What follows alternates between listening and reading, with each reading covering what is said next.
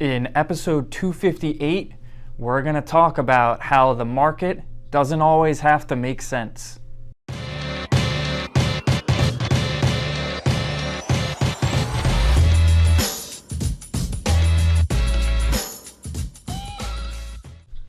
Welcome to the Mullooly Asset Show. I'm your host, Casey Mullooly. Thanks for tuning in.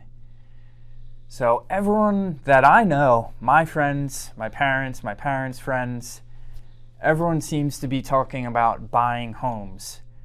Me and my friends joke now when we're looking at a house together on Zillow, does that mean we're old now?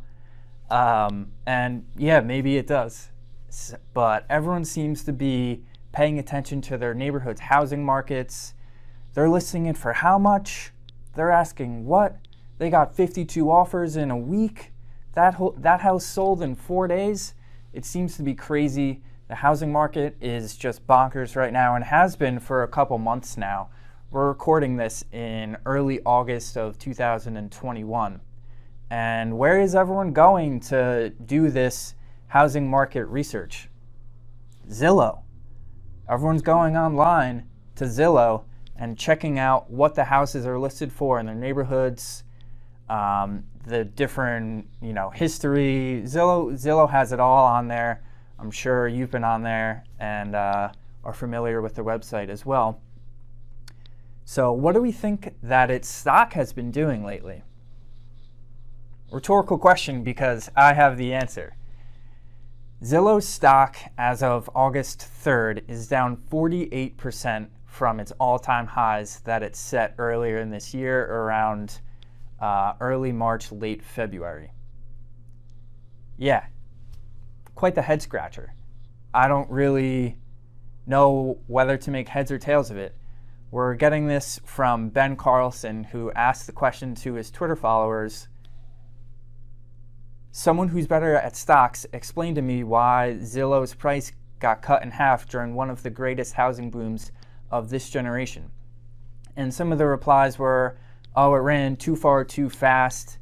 All of this housing boom information was priced in back earlier in this year when the stock was running up.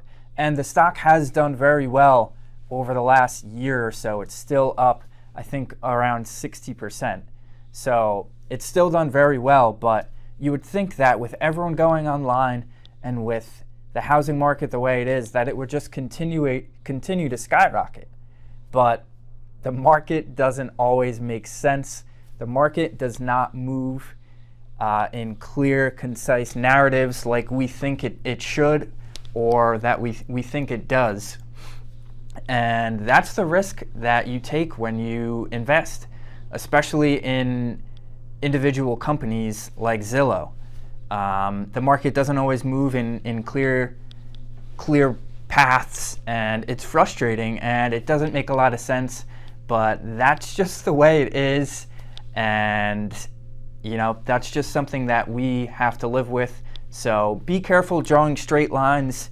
Just because something is hot doesn't always necessarily mean that that's going to translate to its stock price. That is a recipe for disaster, and that's the message for episode 258. Stock market doesn't always make sense. See you on the next one.